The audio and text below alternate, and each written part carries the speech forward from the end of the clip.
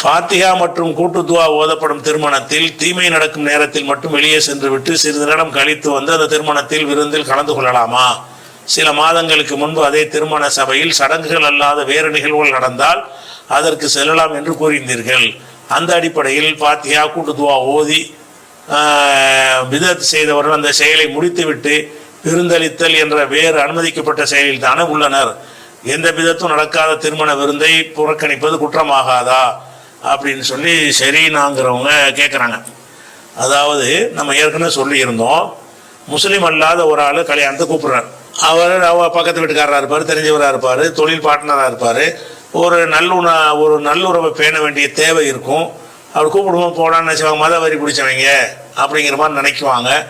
அவங்களுக்கு இஸ்லாமிய மெசேஜ் வைக்க முடியாது, இப்படிலாம் நினைத்து கொண்டு போகணும்னு ஆசைப்படுவோம். ஆனால் அந்த கல்யாணம் வந்து இஸ்லாமிய முறைப்படி இருக்காது. அதில் என்ன செய்வாங்க, பூஜை செய்வாங்க, அது செய்வாங்க. அவங்க மதத்தின்படி உள்ளது. அவங்க மதத்தில் என்னென்ன சடங்குகள் இருக்கிறதோ அதுகள்லாம் செய்வாங்க. அது நம்ம மதத்துக்கு வந்து தடுக்கப்பட்டதாக இருக்கும். அவங்க மதத்துக்கு வந்து அனுமதிக்கப்பட்டதாக இருக்கேன், நம்ம மார்க்கத்தின் பிரகாரம் அது தடுக்கப்பட்டதாக இருக்கும்.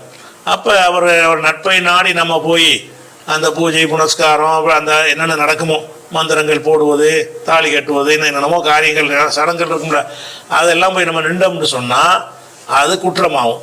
ஏன் குற்றமாகும்னு கேட்டால், 4வது சூறாவோட 140வது வசனம் தான் இந்த மாதிரி விஷயம் எல்லாத்துக்கும் இது அடிப்படை. அதில் கலந்துக்கலாமா, இதில் கலந்துக்கலாமான்றது எல்லாத்துக்கும் எது அடிப்படைன்னு கேட்டால் 4வது சூறாவோட 140 வசனம் தான் அனைத்துக்குமே அடிப்படையாக இருக்கும். ஒரு ஃபங்க்ஷனில் கலந்து கொள்வதற்கு அடிப்படையான ஆதாரம் அந்த ஒரு ஆயத்து தான். அதில் என்ன இருக்குன்னு கேட்டால், இதா சமயத்தும் ஆயாத்தில்லாஹி இஃபுர் பிஹா யுஸ்தோசு பிஹா, அல்லாஹ்வுடைய வசனங்கள் மறுக்கப்பட்டு கேலி செய்யப்படக்கூடிய நிலையில் படா தக்கூதும் ஆகும், அவங்களோட நீங்கள் அமராதீர்கள். இது சபையில் அமர்வதை பற்றி பேசுகிறது. ஒரு சபைக்கு போறீங்க, அங்கே அல்லாஹ்வின் வசனங்கள் நிராகரிக்கப்படுது, இஸ்லாத்துக்கு எதிரான காரியங்கள் அங்கே நடக்கிறது, அல்லது அதை கிண்டல் பண்ணுற மாதிரி ஆடல் பாடல் கூத்துகள்லாம் நடக்கிறது. அப்படி இருந்தால் பல தக்கூதும் ஆகும், அவங்களோட நீங்கள் அமராதீங்க. எது வரைக்கும் அமராதீங்க, அதான் முக்கியமானது. எது வரைக்கும் அமராதீங்கன்னு கேட்டால், ஹத்தாய குலுஃபி ஹதீஸின் கைரிஹி, வேறு காரியத்தில் அவங்க மூழ்கும் வரைக்கும் நீங்கள் அமராதீர்கள். அமராதீர்கள் மட்டும் அல்ல, அமராமல் வீட்டுக்கு ஒழியாந்துருங்கன்னு சொல்லலை. அல்ல என்ன செய்யறான்னா, ஒரு சபைக்கு போறீங்க, அதில் அல்லாஹ்வுடைய வசனங்களை நிராகரிக்கக்கூடிய ஒரு தன்மை இருக்கிறது, கேலி செய்யக்கூடிய ஒரு தன்மை இருக்கிறது என்று சொன்னால் அந்த நேரத்தில் மட்டும் நீங்கள் விலகி கொள்ளுங்கள். எது வரைக்கும் தான் விலகணும்? ஹத்தா யகுனு ஃபி ஹதீஸின் கைரிஹி, வேறு பேச்சில் அவங்க மூழ்கிற வரைக்கும் நீங்கள் விலகி கொள்ளுங்கள். அப்படி இல்லாமல் விலகாமல் இருந்தீங்க என்று கேட்டால், இன்னக்கும் இதம் மிஸ்லுஹும், நீங்கள் அவங்கள கூட ஆயிடுவீங்க. அப்போ அந்த பூஜை புனஸ்காரம் செய்யும் போது நீங்கள் உட்கார்ந்துருந்தீங்கன்னு சொன்னால் நீங்களும் அதை செஞ்சீங்க என்று ஆயிரும். அப்படின்னா அந்த சபைக்கே நீங்கள் போகக்கூடாதான்னா, அந்த சபையில் அந்த கல்யாணம்லாம் இதெல்லாம் முடிஞ்ச பிறகு ஒரு விருந்து கொடுப்பாங்க. விருந்துங்கிறது வந்து மதுபானங்கள்லாம் இல்லாமல் மார்க்க அனுமதித்த முறையில் உள்ள விருந்தாக இருக்குன்னு வைங்க. அந்த விருந்துக்கு போய் கலந்துக்கலாமா? தாராளமாக கலந்துக்கலாம். அப்போ ஒரு மண்டபத்தில் நடக்கிறது, அந்த மண்டபத்தில் பூஜை புனஸ்காரம் செய்யும் போது நீங்கள் ஒதுங்கிக்கிறங்க. அதெல்லாம் முடிஞ்ச பிறகு என்ன செய்வாங்கன்னா, அடுத்த நிகழ்ச்சி ஒரு நிகழ்வுல ஒரு கல்யாணமோ ஏதோ ஒரு காரியமாக இருந்தாலும் பல நிகழ்வுகள் அதில் இருக்கும். எல்லாமே தடுக்கப்பட்ட விஷயமா இருந்தால் அறவே போகாதீங்க. 4 நல்லது 4 கெட்டது இருக்குமே என்று சொன்னால், அந்த கெட்டது நடக்கும்போது ஒதுங்கிக்கிறங்க. அது முடிஞ்ச பிறகு என்ன செய்யுங்க, சாப்பாட்டு பந்தியில் போய் உட்காருங்க. தப்பே கிடையாது. ஏன் தப்பு கிடையாதுங்கிறோம்? இந்த வசனத்தை தான் நம்ம ஆதாரமாக சொல்கிறோம். இந்த வசனம் எந்த மாதிரி அல்லாஹ் சொல்லி காட்டுறான்னு கேட்டால், ஃபலா தகுதும் ஆகும், அவங்களோட நீங்கள் உட்காரக்கூடாது. எது வரைக்கும் உட்காரக்கூடாது? அறவே உட்காரக்கூடாதுன்னு சொல்லவில்லை. ஹத்தா யகுலு ஃபி ஹதீஸின் கைரிஹி, வேறு காரியத்தில் அவங்க மூழ்கிற வரைக்கும் உட்காராதீங்க.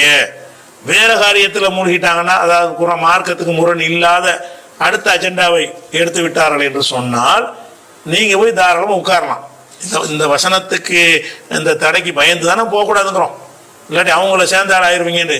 அப்போ இதை நம்ம சொல்லியிருந்தோம். முஸ்லீம் அல்லாத ஒரு கல்யாணம் நடத்தினார்னு சொன்னால் அந்த பூஜைகள்லாம் முடிகிற வரைக்கும் வெளியில் நின்றுட்டு இருந்துட்டு அதுக்கப்புறம் என்ன செய்யுங்க, சாப்பாடு கொடுப்பாங்க. வேறு அந்த மாதிரி உள்ள அனுமதிக்கப்பட்ட விஷயங்கள் அதில் இருக்கத்தானே செய்ய அஜெண்டா, அதுகளில் போய் நீங்கள் பங்கெடுத்து கொள்ளலாம்னு நம்ம சொல்லியிருந்தோம். அதை தான் அப்படி ஏற்கனவே சொல்லியிருந்தீங்களே.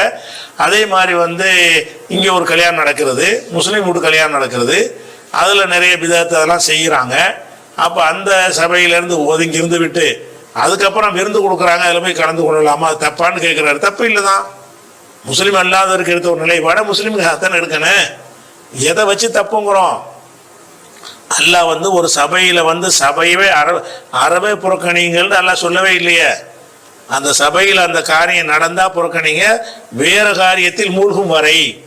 எப்படி எல்லாம் சொல்றான், அத்தா யஹ்லுஃபி ஹதீஸின் கைரிஹி, வேற ஒரு காரியத்தில் மூழ்கும். அந்த வேற ஒரு காரியம்னா மார்க்கம் தடுக்காத வேற ஒரு காரியத்தில் மூழ்கிற வரைக்கும் நீங்கள் அங்கே உட்காரக்கூடாது. அப்போ வந்து ஒரு பிதஅத்து கல்யாணமே செய்கிறான்னு வச்சுக்கிறோம், கல்யாணம் செய்கிறான், சொந்தக்காரனாக இருக்கிறான், அந்த கல்யாணத்தில் அள்ளி போயினோமா என்னமோ செய்கிறாங்க, எல்லாம் முடிஞ்சு போச்சு. அதுக்கப்புறம் வாங்க சாப்பாட்டுக்கு வாங்கன்னு கூப்பிட்றாங்க. வலிமாங்கிறது மார்க்கத்தில் உள்ள ஒரு விஷயம். அதுக்கு நம்ம போனால் எதை வச்சு நம்ம தப்புன்னு சொல்லுவது? போகக்கூடாதுன்னு சொல்கிறாருன்னா நீ வந்து பிதஅத்து செஞ்சுட்ட அதனால போகக்கூடாதுன்னா அப்படி இந்த வசனம் அப்படி சொல்லலையே. இந்த வசனத்தை வச்சு தான் நம்ம கூடாதுன்னு சொல்லணும். இந்த வசனத்தை வச்சு சொல்வதாக இருந்தால் இந்த வசனம் தான் நம்ம அந்த சபைக்கு தான் புறக்கணிச்சிட்டோமே. அதுக்கு பிறகு அவன் விருந்து கொடுக்குறான்னா விருந்தில் போய் கலந்துட்டு போங்க. அதை நம்ம தடை சொல்வதற்கு இந்த ஆனால் தடை மாதிரி தான் நம்ம அதிகமான மக்கள் விளங்கி வச்சிருக்கிறாங்க. அதாவது கூடுதல் பேணுதலாக இருக்கிறோம். கூடுதல் பேணுதல்ங்கிற எந்த அளவுக்கு சொல்லுவாங்கன்னு கேட்டால், அந்த வட்டி வாங்குறான்னு வைங்க, அவன் வீட்டு நிழலில் கூட இருக்கக்கூடாது அப்படிம்பாங்க. வட்டி வாங்குறவன்டைய தண்ணி கூட வாங்கி குடிக்கக்கூடாதும்பாங்க. இதெல்லாம் பேணுதல்னு இவங்களா செஞ்சுக்கிட்ட ஒரு விஷயம். பேணுதல்ங்கிறது நம்மளா உண்டாக்கக்கூடாது. அல்லாவுக்கு பயந்து தானே பேணுதலாக இருக்கணும். அல்லாஹ் என்ன சொல்கிறான்னு அதை செய்யுங்க, அவ்வளோதான் பேணுதல். அவன் உங்களுக்கு என்ன சொல்லி காட்டுறான், அந்த 440 திருப்பி படிங்க. வேற ஒன்றும் யார் எந்த அஜத்து சொல்றேன்னு கேட்க வேணாம். இந்த வசனத்தை நீங்களே படிங்க. எப்படி இருக்குது? இதா சமயத்தும் ஆயாத் இல்லாஹி யுக்ஃபர் பிஹா வ இஸ்தௌஸு பிஹா, அல்லாஹ்வுடைய வசனங்கள் மறுக்கப்பட்டு கேலி செய்யப்படும் சபையில் நீங்கள் கேள்விப்பட்டீர்கள் என்று சொன்னால் ஃபலா தக்ஊதும் ஆகும், அவங்களோட நீங்கள் அமராதீர்கள். ஏன்? அல்லாஹ்வின் வசனம் கேலி செய்யப்படுது, மறுக்கப்படுதுன்னா மார்க்க முரணான காரியங்கள் நடக்குதுன்னு அர்த்தம். அங்கே வந்து இருந்துச்சுன்னா ஃபலா தக்ஊதும் ஆகும், நீங்கள் அங்கே உட்காராதீங்க. எது வரைக்கும் உட்காராதீங்கன்னு அப்படி நிப்பாட்டிட்டு எல்லாம் போயிட்டான்னு சொன்னால் கடைசி வரைக்கும் உட்காரக்கூடாது. அதில் 1000 நல்ல காரியம் வச்சாலும் சரி நம்ம உட்காரக்கூடாதுன்னு அர்த்தம் ஆயிரும்.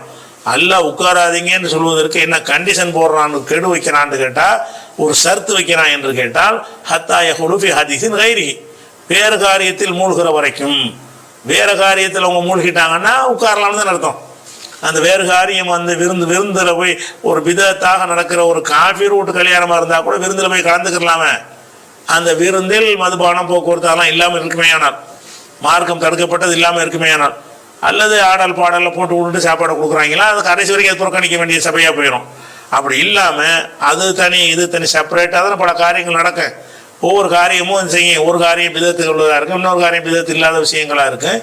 அப்படி இருக்கும் என்று சொன்னால் நீங்கள் அதில் போய் கலந்து கொள்ளக்கூடாது ஒருவரை தடுக்கிறதா இருந்தால் அதுக்குரிய ஆதாரத்தை காட்டணும். இந்த வந்து அதுக்கு எதிராக தான் இருக்குது. இந்த வசனம் என்ன இருக்குது? அதுக்கு எதிராக தான் இருக்கிறது. அதனால உறவுகளை பேணுறதுன்னு ஒன்று இருக்குல்ல.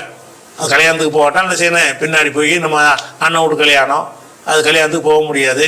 அண்ணன் தானே, தம்பி தானே, அதுக்கு பிறகு சாப்பாட்டில் கலந்துக்கலாம், வீட்டில் போயிட்டு வரலாம், நல்லபடியாக இருக்கீங்கப்பா சொல்லிட்டு அதெல்லாம் தப்பு கிடையாது. அது நம்ம அந்த சபையைத்தான் புறக்கணி. நல்லா கவனிக்கணும். தீமை நடக்கும் சபையை புறக்கணிக்கணும், வேறு அஜெண்டா எடுக்கிற வரைக்கும். அந்த வாசமே எப்படி இருக்கு? ஹத்தா யஹ்லுஃபு ஃபி ஹதீஸின் கைரிஹி, வேறு அஜெண்டா அவங்க எடுக்கிற வரைக்கும் உட்காராதீங்க. வேறு அஜெண்டா எடுத்துட்டாங்கன்னா அந்த அஜெண்டாவை பாருங்க. அது மார்க்கத்துக்கு எதிரி இல்லாத அஜெண்டா இருந்தால் தாராளமாக கலந்துக்கிறங்க, அது தப்பு கிடையாது.